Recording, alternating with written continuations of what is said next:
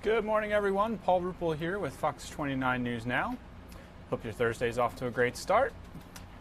We are going to get you out to a couple of live events this morning, but first let's take a look at we're going to talk to you also about two big reopenings.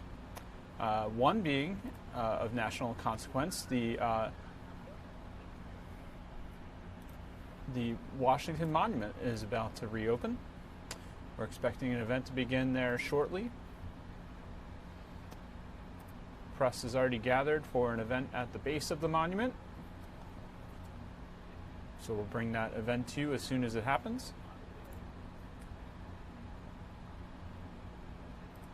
The other reopening, a more local event. As you look west from our studios here at 4th and Market Street, over Market Street, you can see some of the buildings in the distance that make up the Fashion District, the former Gallery Mall.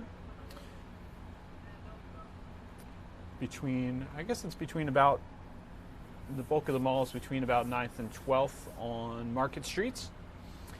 The Fashion District is its new name, and it'll be reopening today. We'll get you a look there as well. Before we get to all that, let's get a quick look at your weather conditions right now on the Benjamin Franklin Parkway, looking at the Philadelphia Museum of Art in the distance. It's 59 degrees, nice cool start. Dew point of 42, so not very humid either. Beautiful sleeping weather. Winds out of the northeast at 8 miles per hour. We are going to be warming up though a little bit. Let's take a look here at the next 10 days.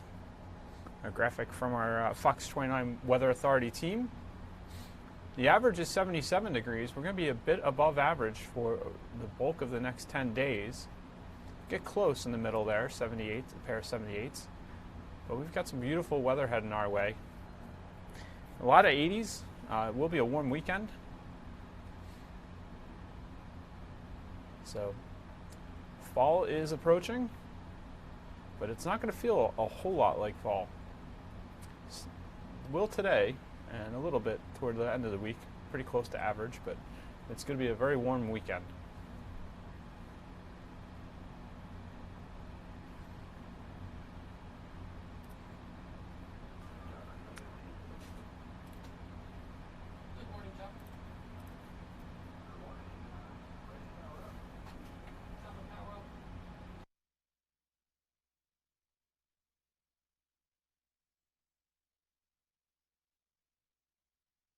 Let's start with that story that we mentioned, the Fashion District reopening. Our Sabina Kuriakos was out there for the opening this morning. Here is her report from the newly reopened mall. Grand opening of the Fashion District, formerly known as the Gallery. There is big retail like other malls here, but there's also something called Uniquely Philly. Really incredible. You have a lot of small businesses, city-owned small businesses who are opening up along this stretch of the Fashion District. And one of them, we have South Fellini here. You can see very Philly-centric, amazing, almost like art. Grand opening of the Fashion District, formerly known as the Gallery. There is big retail like other malls here, but there's also something called Uniquely Philly. Really incredible. You have a lot of small businesses, city-owned small businesses who are opening up along this stretch of the Fashion District. And one of them, we have South Fellini here. You can see very Philly-centric, amazing, almost like art here in the city. And we have Johnny and Tony here. Hi, Hey, tell how me are you? about this outpost, first of all, and just how important it is for your business to be here. This is a huge stepping stone for us. We have a tiny shop in South Philly on Passyunk Avenue, and we've been working out of there for 3 years, doing a lot of the creating and printing from there. But now this is a much bigger space. We're able to put all of our product in here at once, so we're real excited to show off. And tell me a little bit about your product, because I mean, we're in here. It's such cool stuff. Our product, we say it's apparel for the Philadelphia lifestyle. Things that you can wear in the city, things for staying outside in the cold. Things for eating standing up, things for tailgating at the Eagles, you know. It's very artsy, clever, interesting stuff that you guys have in here. It's really great. Thank you. Thank you very much. Yeah. And are you looking forward to the foot traffic? Oh yeah. Well, yeah. We've been preparing all month. I think you guys are actually going to get a lot of a big draw down here. You also have, actually, interestingly enough, the mannequin from the Mannequin. Yeah. From the movie Mannequin, yes, Okay. from the 1987 film. Yeah. Mannequin. Starring Andrew McCarthy and Kim Cattrall. Very cool. Has this already been a big draw for you guys? Yeah, a lot of people came by in the last couple of days to check her out, to see if it's real. We invite everybody to come down and see it in person, decide for themselves. Very cool. How did you get your hands on her?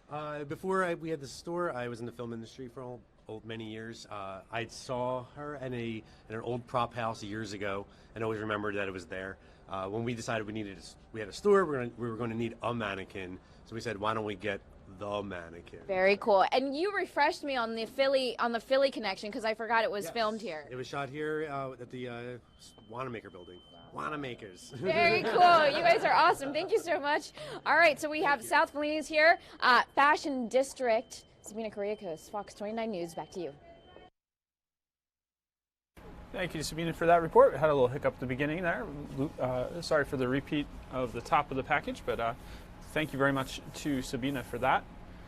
So lots to be excited about there on Market Street. Believe a lot of the businesses are opening. There will be a movie theater in there as well that is, it says coming soon. I just walked past it this morning.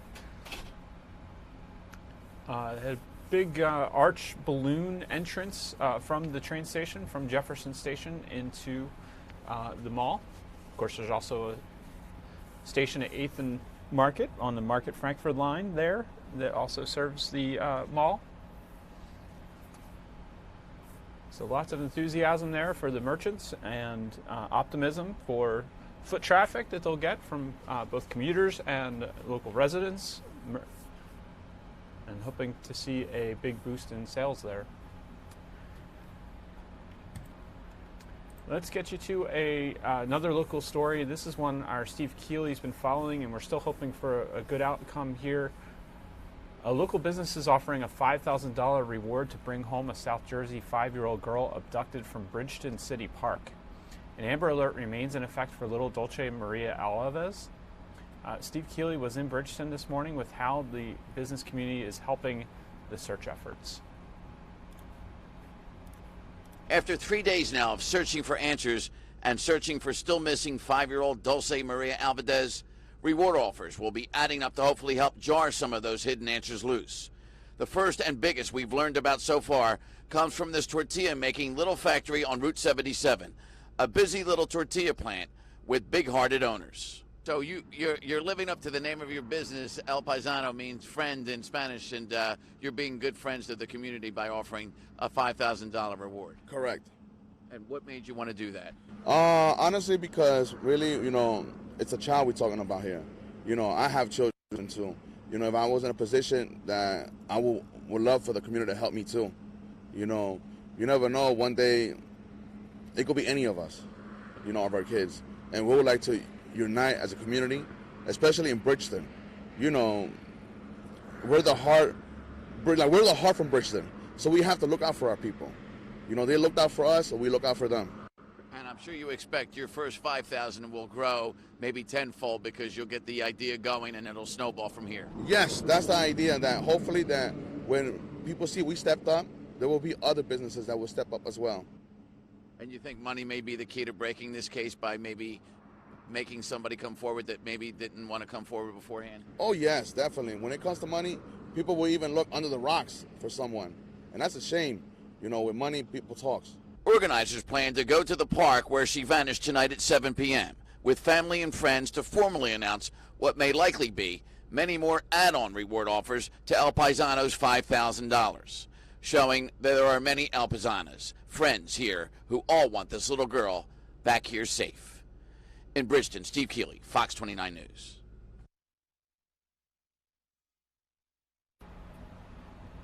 Again, stay with us here at fox29.com. We'll bring you the latest as the search for Dulce continues, and again, hoping for the best outcome possible, that she's found safe. As Steve mentioned, there will be an event tonight where the family and local businesses are expected to announce that reward money, and we hope that leads to something positive in the case. Let's get a look at weather here.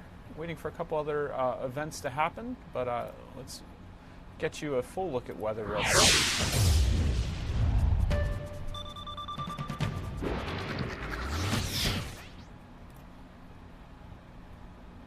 Looks like we're starting to warm up a little bit.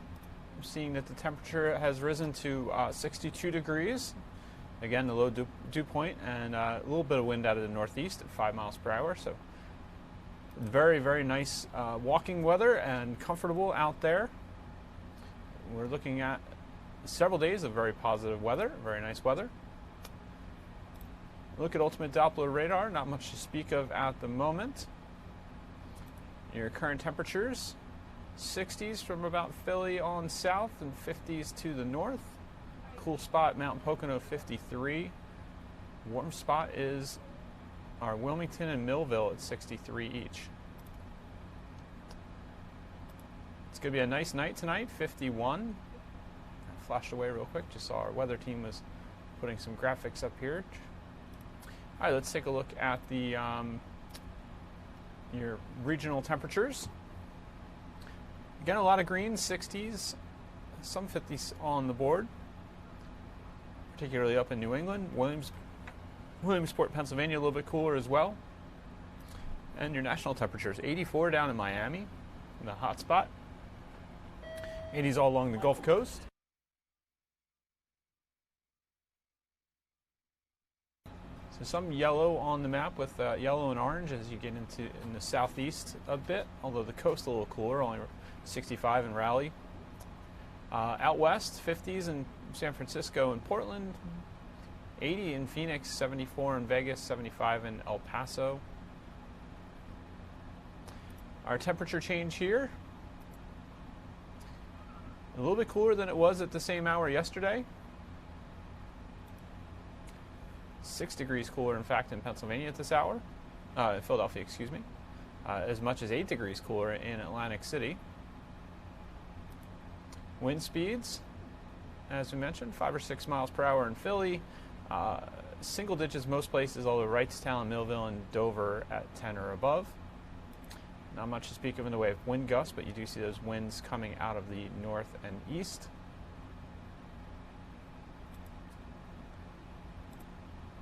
Visibility, very good right now. Not much cloud cover to speak of. And on satellite, a little bit of clouds down to our south and east. Not too much else to speak of. Here comes your Fox Futurecast.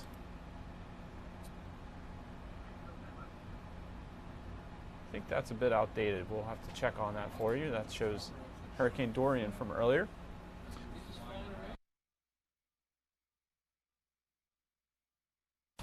Your 7-day forecast from the Fox 29 Weather Authority. Sunny and cool, 73 today. Friday, sunny, milder, 80 degrees. And Saturday, warming up, 88.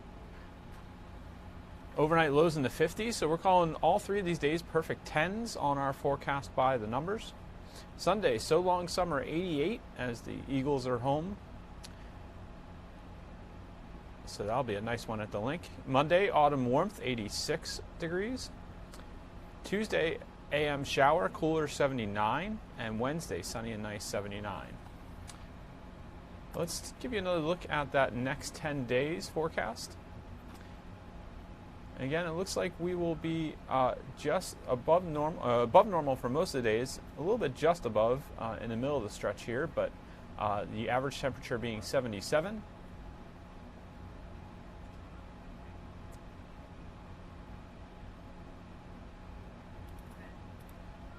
And today's Foxcast, again, there you go, that's 73 in Philly, 70s across most of the area, Mount Pocono only coming in at 67.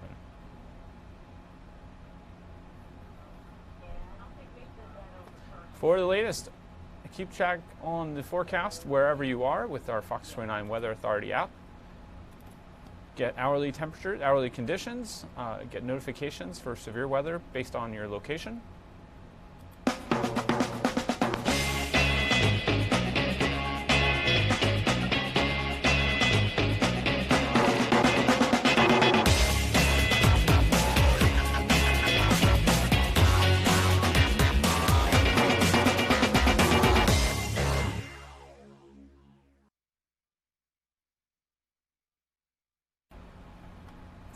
And looking back live at the Benjamin Franklin Parkway. We are, as we mentioned earlier, let's take a live look at Washington, D.C.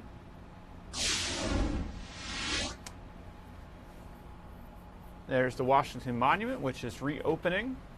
We are expecting an event to get underway momentarily. It looked like a National Park employee was just leading a group of kids into the monument. Just saw that on one of my other monitors. Let's tell you a little bit about this restoration. It's the tallest building in the nation's capital, and it's reopening to the public today after a 3-year closure and a multi-million-dollar renovation. The iconic 555-foot stone obelisk, which offers majestic views of DC's memorials, the U.S. Capitol, and the National Mall, was closed in September 2016 to replace the structure's elevator system, to add a new security screening facility, and to make other needed repairs. An earthquake in 2011 left cracks in the stones near the top of the monument, and a series of elevator malfunctions temporarily closed the structure several times before the 2016 repair project began.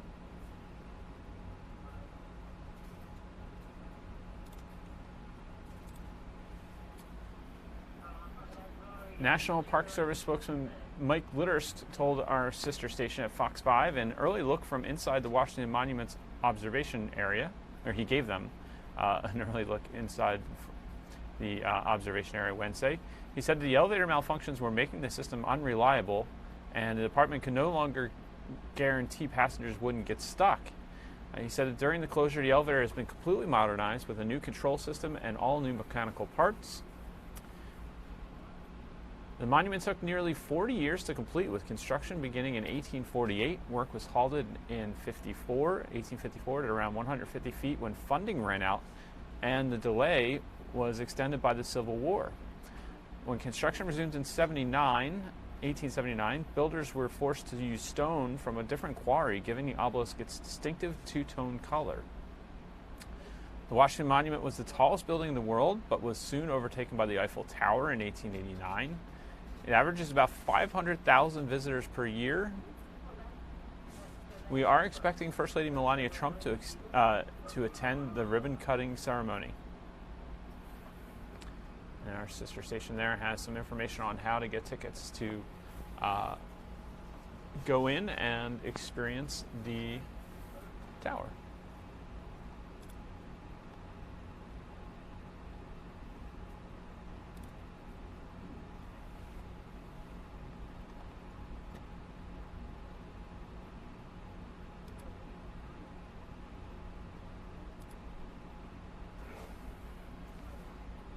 Let's listen and see if there's any, if the event is getting underway here.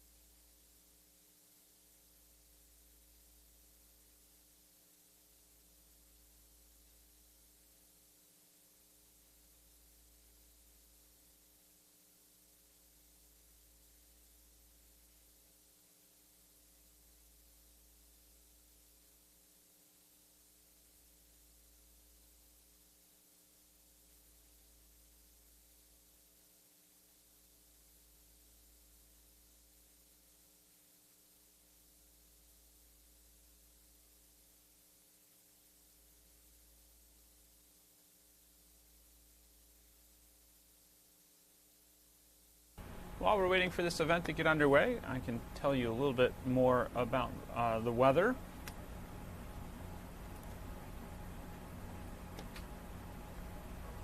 And that is the activity in the Atlantic right now, where we are still well in the midst of hurricane season.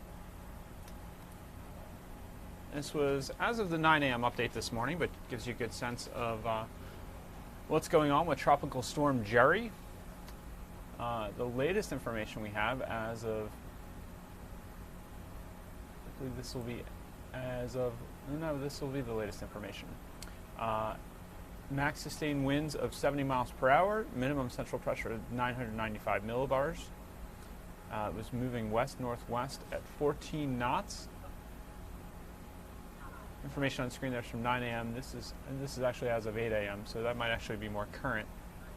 Hurricane hunters were on their way to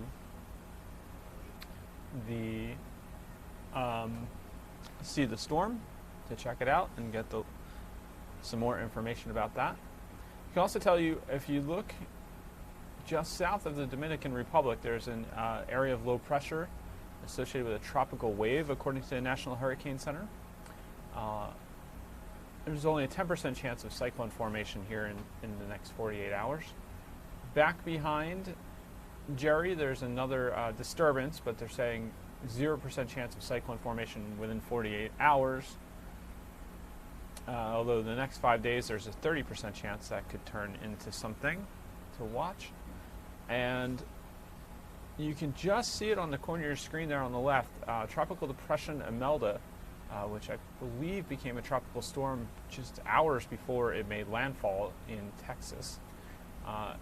It's down to sustained winds of about 30 miles per hour as of early this morning, very early this morning, and pressure was over 1,000 millibars. But that is bringing a lot of rain, soaking rain to parts of Texas, first at the coast and now further inland and moving towards Louisiana. So there's a tropical update for you.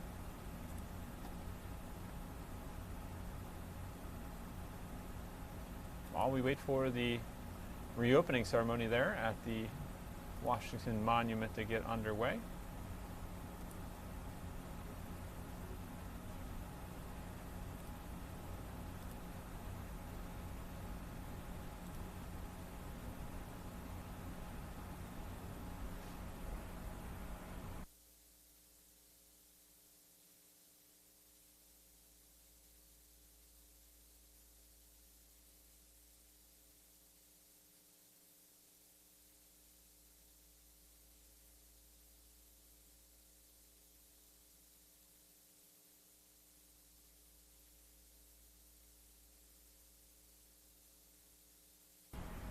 While we wait for this event to get started, let's take you on a tour of our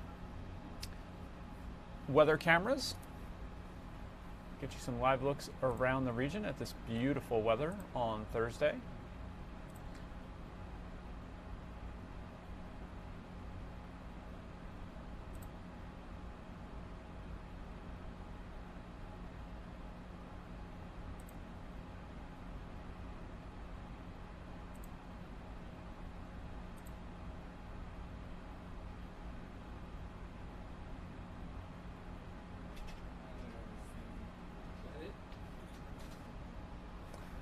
Actually, going to take a quick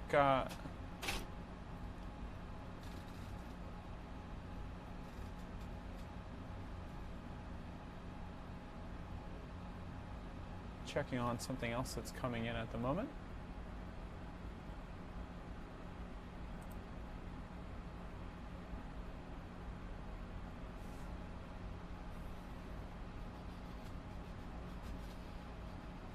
Well, here come those weather cameras I mentioned.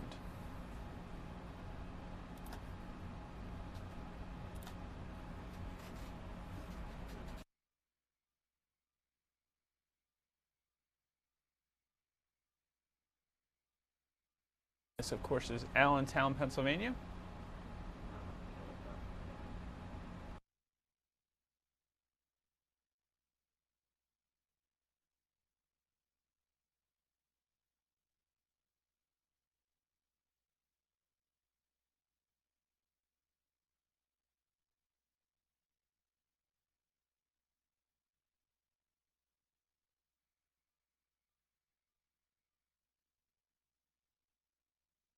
Here comes Cape May.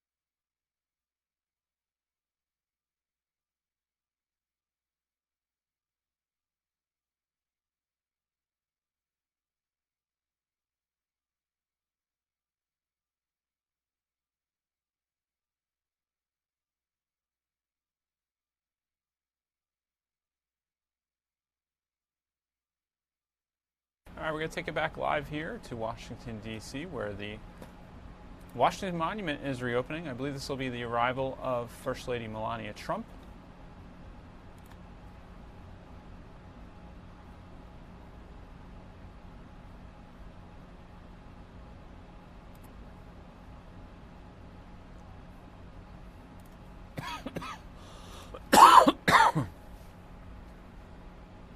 Excuse me. There is the First Lady. Let's listen into the event here as they get underway.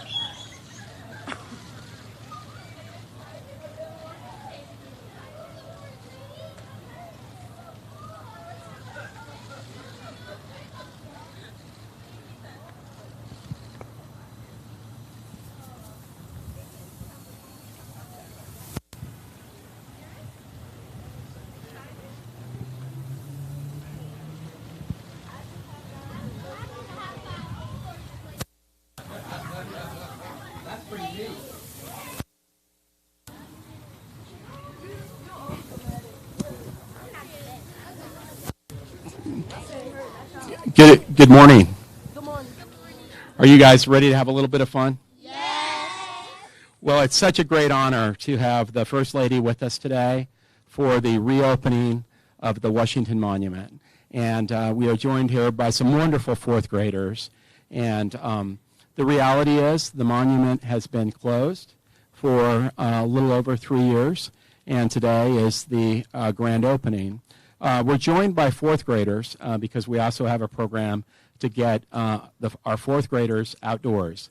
And so the First Lady will be visiting with the kids, going up to the monument tower, and then obviously interacting with them for the great outdoors with some great outdoor passes. And we'd encourage every fourth grader in America to get outdoors and spend some time on our wonderful public lands. And so with that, we'll go ahead and do a ribbon cutting with some help from the fourth graders. So, you guys know what we practice, right?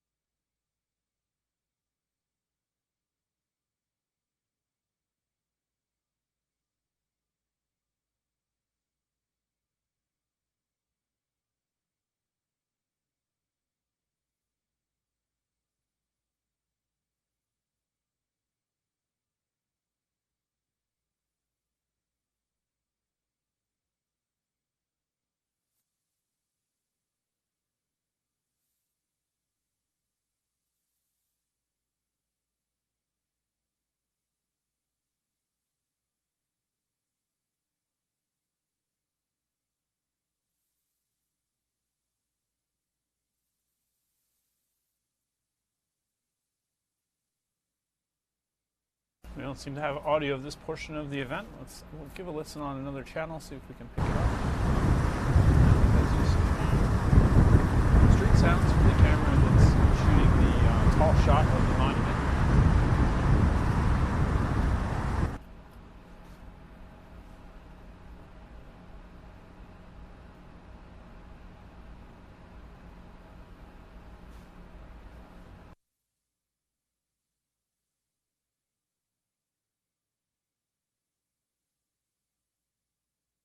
Again, the highlights of the reopening are that the monument's been closed for 3 years, but now with the reopening, it'll have upgraded an elevator system and some new security features.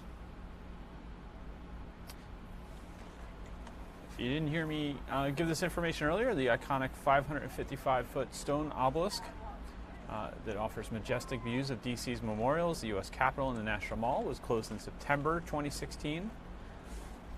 So that work could be, those repairs and upgrades could be made.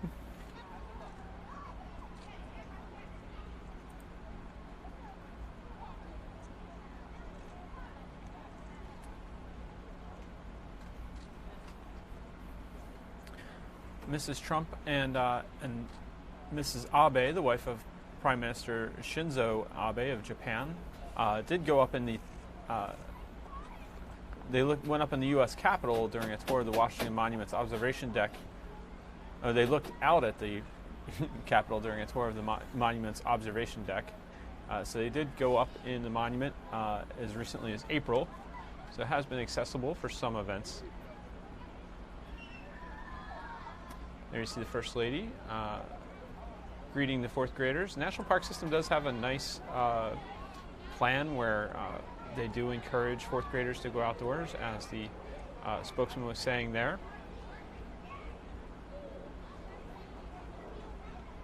I believe fourth graders get free admission to national parks, some national parks. So definitely reach out to the National Park Service if you have a fourth grader or plan to have a child in fourth grade next summer, and get more information about that program. It's a nice way to get out and see some of the wonders of nature that we have in this country.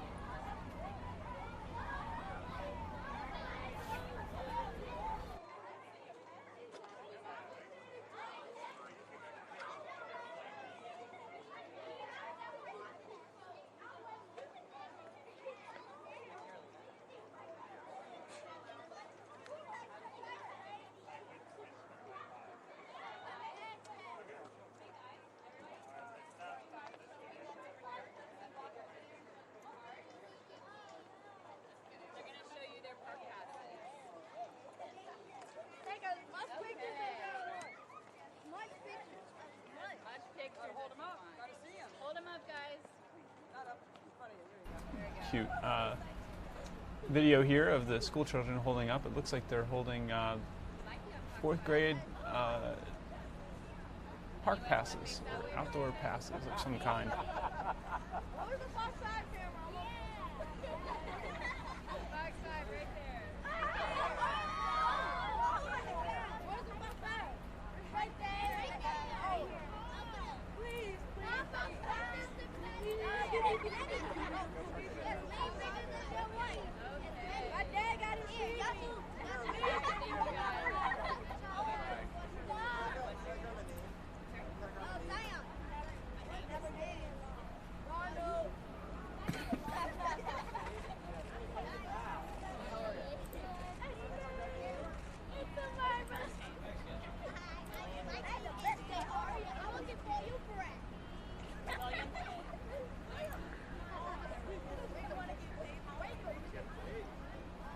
So a nice event there to celebrate the reopening of the Washington Monument after its 3-year closure.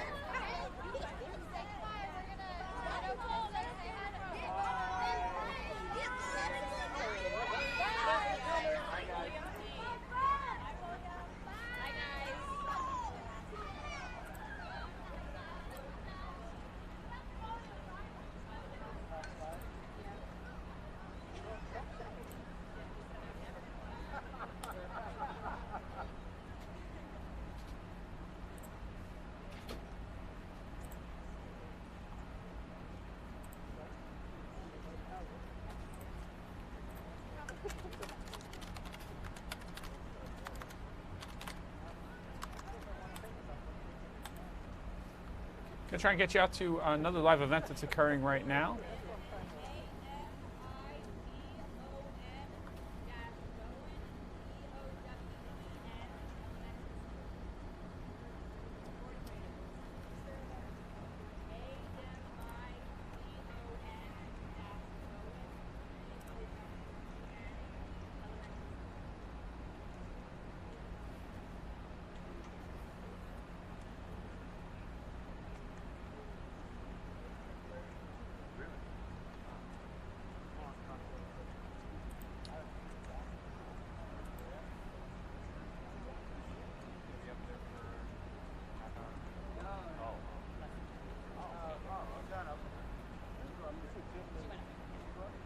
I went up there yesterday.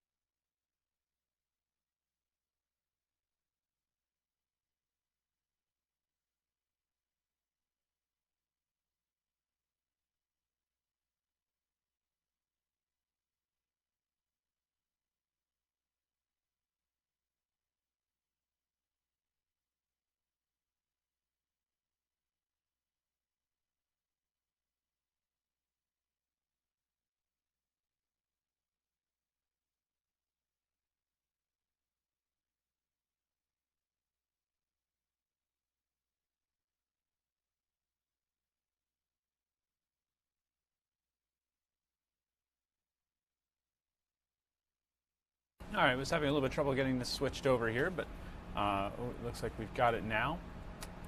This is a meeting of the House Judiciary Committee. This is a hearing on policing practices. Of course, Judiciary has been an interesting committee of late, spearheading the House Democrats' impeachment inquiry. But let's listen into this event. This is, again, the House Judiciary Committee hearing on policing practices.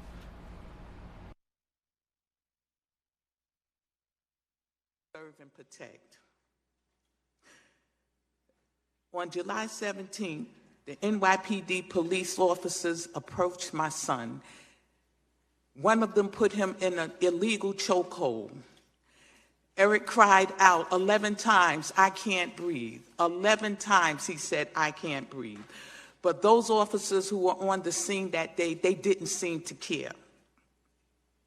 Eric died that day. There was a video that was captured the incident, including the chokehold and my son's cry saying that he couldn't breathe. This went viral around the world.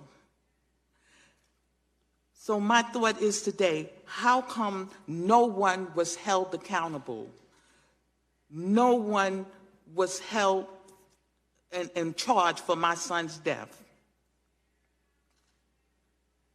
But not only the officer that murdered my son, but all the officers who were on the scene need to stand accountable for his death that day. I will never forget that day in July. I got up that morning and I spoke to Eric. I spoke to him for about 10 minutes. And afterwards, we said our goodbyes. He said, "I love you, Mom." I said, "I love you too, Eric." Never knowing that would be our last and final conversation. My entire life was uprooted on that July day. I felt helpless in a dark place, scattered in millions of pieces. It is impossible to describe the pain that I felt that day. Losing a child is just indescribable. Having the burden of finding out exactly what happened to your child by the police who was responsible for his demise. How is a person supposed to get answers? Who does she go to for help? Most people can't even comprehend how difficult it is to suddenly lose a child and to fight for 5 years and just get an ounce of accountability. It has impacted our lives in many devastating ways. Almost 2 months ago, I lost my husband. He was my partner in every sense of the word. He fought the long fight with me, even though he wasn't in front of the cameras.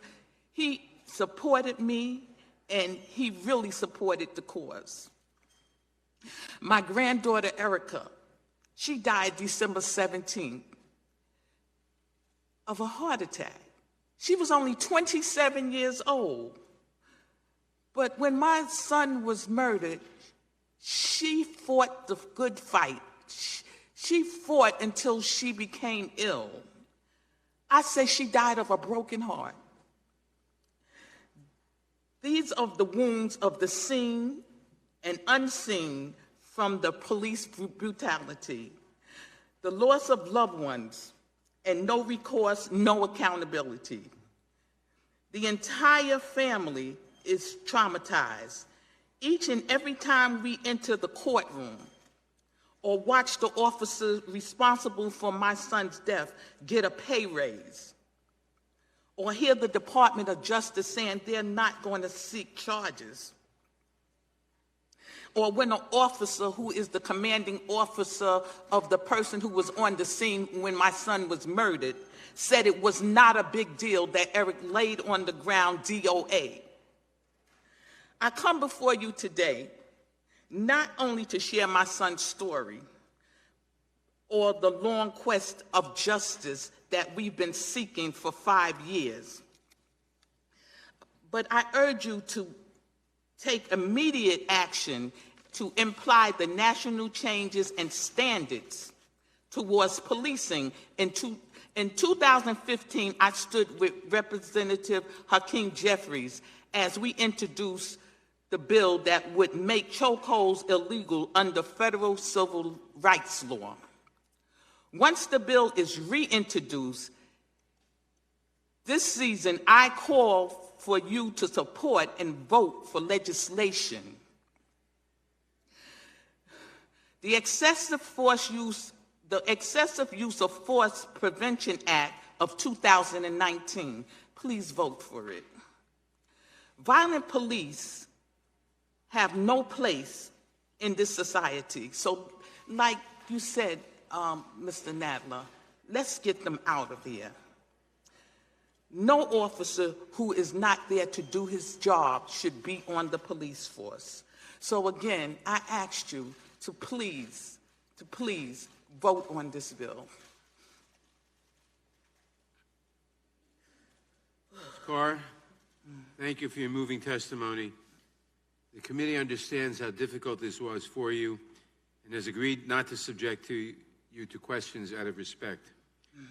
We now invite you to join us for the remainder of the hearing in the front row, if you so desire. Mr. Davis. Good morning, Mr. Chairman, Ranking Member Collins, and distinguished committee members. My name is Ronald Davis, and I had the distinct honor of serving as Director of the United States Department of Justice, Office of Community Ordered Policing Services in the Obama administration. I also served as the Executive Director of President Obama's Task Force on 21st Century Policing. Before my service in the administration, I spent close to 30 years in local policing, 20 years in the great city of Oakland, California, and 8 years as police chief in the great city of East Palo Alto. My testimony is based on these perspectives, as well as my perspective as a black man and a father of black children. First, as a 20-year police veteran, I know firsthand the complex, challenging, and dangerous nature of being a police officer. As a police chief, I had to tell a wife that her husband, one of my brave police officers, was shot and killed in the line of duty. I've personally seen the toll being a police officer takes on so many. I've lost friends and colleagues to suicide, a threat which is now growing at an exponential rate. But I've also seen a lot of positive changes in policing in areas such as technology, crime reduction, diversity training, and in community policing. However, as a black man, I know that despite these efforts, significant racial disparities still exist in our policing and criminal justice system. I do not believe these disparities exist because the profession is full of racists.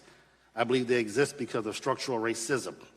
Many of the systems and practices in policing that exist today were designed in the 1950s and 60s to enforce discriminatory laws and to oppress black Americans. We must acknowledge the history of policing in this country and the role that police have played in enforcing discriminatory laws and continue to play through draconian discriminatory policing practices. With that being said, I think it's fair to say that positive changes have started, especially through some of the work of President Obama's Task Force on 21st Century Policing. So as I testify today here, Mr. Chairman, my concern is not that we haven't made progress. My concern is that this Department of Justice is attempting to stop this progress by returning to the failed policies and practices of the 80s and 90s, policies that resulted in unequal justice. I was a street cop in Oakland during the 80s and 90s, and I can tell you firsthand that this nostalgia for the policing practices of those years is dangerously misplaced. I worked in units that made thousands of arrests of mostly young men of color while simultaneously watching the homicide rate climb to record levels. I also witnessed these practices destroy the future of thousands of young men of color with unfair sentencing practices. We now know that these practices caused significant collateral damage and they did not work. What did work in Oakland and so many other communities was community policing and the use of evidence-based programs such as Operation Ceasefire and focused deterrent strategies. Now, there will be those that will argue that the tactics of the 90s did work. And I guess if taking a lot of people to jail and having statistical crime numbers go up and down for a couple of months is success, then it worked. But in our democracy, public safety is not just the absence of crime, it must include the presence of justice. And this idea, taking from Dr. King's quote on peace, stats to bring us where we are today. In the interest of time, because these committee chairs have hearings they have to go to, I'll save some of my remarks for later. Right now, I'm going to yield to be House Speaker Nancy Pelosi. I think Democratic she holds a weekly news conference. Thank you very much, Madam Speaker. I would stay longer, but I'm going to Steny Hoyer taking the microphone now. Let's listen into this event. Issue for us. We want a strong majority in the House because we campaign on a promise to tackle the issues Americans care most about. This is one of those issues. One of the most pressing challenges facing our country and working families is the rising costs of prescription drugs. Drug prices clearly are out of control. We've all heard the horror stories of families having to choose between paying for necessary medications like insulin or paying the mortgage, the rent, or putting food on the table.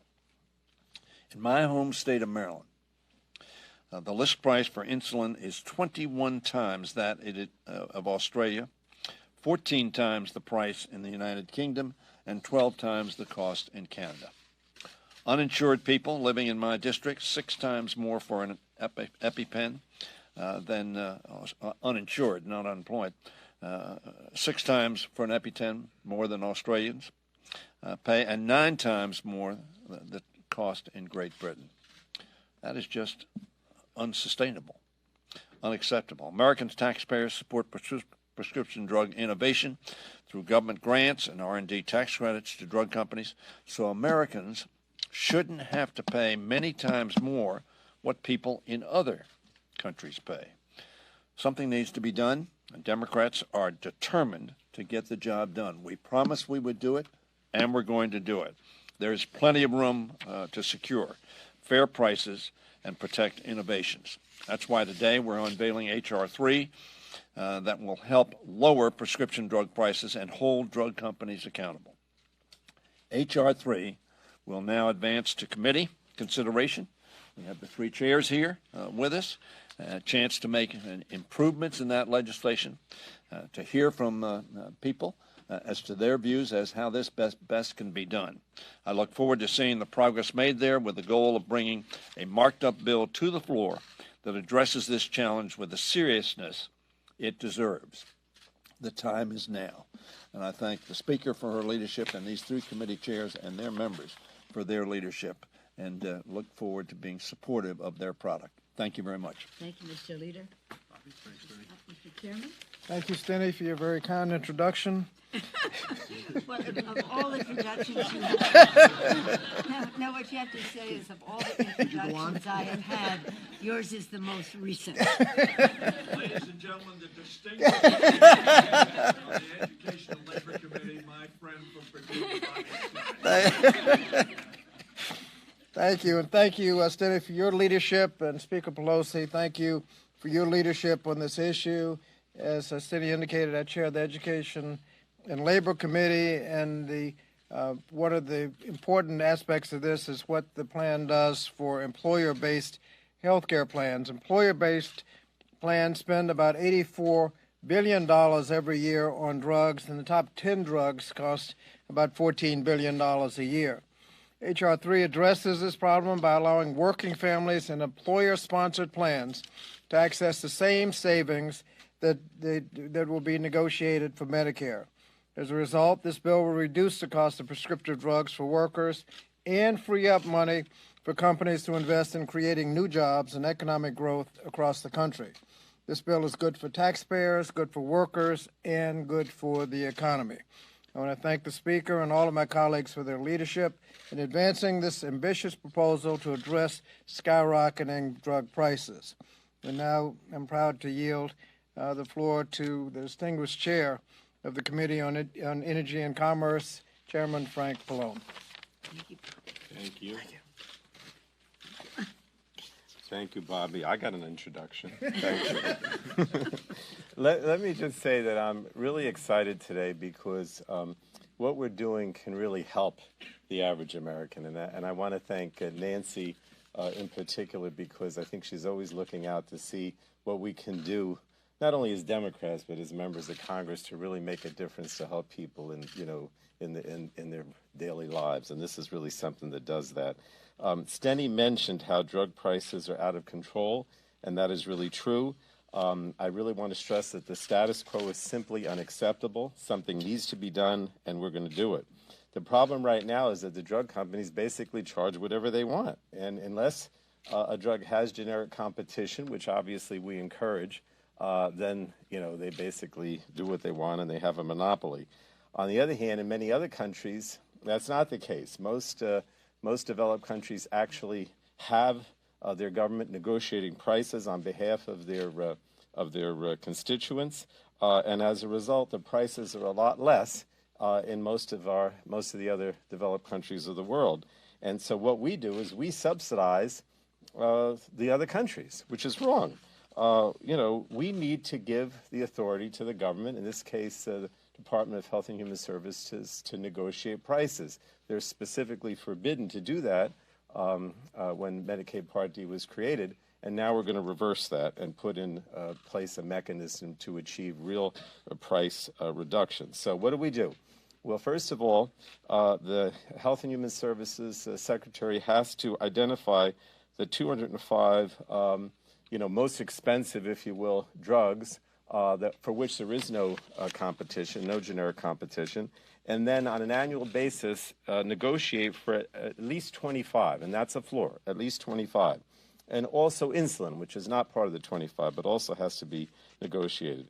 And that negotiation has to prioritize the drugs that will create the greatest savings for taxpayers. The top 25 drugs right now make up about 23% of the spending on prescription drugs. So this really makes a difference. Now, we do have to make sure that the negotiations produce significantly lower drug prices. We say that the maximum price that can be set is 1.2 times the international average market price, which is basically the price if you average some of these other countries that actually negotiate prices. This is going to mean real savings to the average American. I just wanted to give a couple of examples. For example, Lantus, an insulin drug for diabetes, costs almost 4 times more in the U.S. than in Canada, the United Kingdom, Germany, and Australia. Dulera, a drug to control asthma, costs over 3 times here as it does in Canada. And Lucentis, a macular degeneration drug, costs 7 times more here than in France. And it's just not fair. I mean, we want to level the playing field so that the American people, have a real shot at, having some lower prices that'll make a difference in their lives. So we promised this as part of our Better Deal last November. This is a better deal. Energy and Commerce will have a hearing next Wednesday in the Health Subcommittee to begin the process in our committee. And now I want to introduce Richie Neal. I want you to know that all three of us, Bobby, Richie Neal, and myself, we're working together on this. This is going to be a joint effort with the Speaker and with the leadership, and we find that we're very much on board together in making sure this is a united front. Thank you, Rich. Thanks, Frank. This is a moment when I think fact and policy and opinion are wed, and this conversation's gone on for a long period of time in America, and we've heard time and again from our constituents that they believe that they are paying unfairly high-priced prescription drug costs, and that is a fact. So we hear these stories all of the time from senior citizens, particularly, but we hear from other consumers as well about what they have to budget for these out-of-pocket costs. So today, we are proposing negotiation. We obviously are going to include the Secretary of HHS, but there's also another important consideration here in this legislation, and that is we build in compliance, we build in escalator clauses, so there is room here for the conversation to be pursued based upon the proposal that we are offering today. If the companies conform to the legislative intent that we are offering here today, then they would not have to be fearful of compliance cost assessments or the escalator clauses that are built in. But we rely heavily upon the idea that for the first time, that many of these issues, in fact, ought to be negotiated. This is not limited, incidentally, to the members that are standing on the dais. I've had conversations with members on the other side. They think this is a time or an idea whose time has come. In addition, a year ago, the Ways and Means staffers, we met with the Secretary, and he, while not embracing anything specific, was very sympathetic to the arguments that we were making. Again, the idea here is that opinion eventually plays out, but you need substantive legislation to make sure that the intent of what we are going to do with this proposal really benefits the American consumer. And I think that based upon the opportunity that we'll do through markups, we'll be able to clarify many of these positions. But I think Frank and the Speaker have outlined clearly our intent. So it's, I think, very helpful to the national conversation. We did indicate we would tackle this issue, and that is fully what our witness here today intends to do. Thank you very much. Thank you, Mr. Chairman. And now I want to yield to not only... All right, we're going to step away from the event here. Again, Democratic members of the House talking about lowering prescription drug prices. Again, glad we were able to get you out to the reopening of the Washington Monument, get you some information about the reopening of what was the Gallery Mall in Old City, Philadelphia, in Center City. Old City, I guess, at least portion of it. That being the Fashion District on Market Street between about 9th and 12th Streets.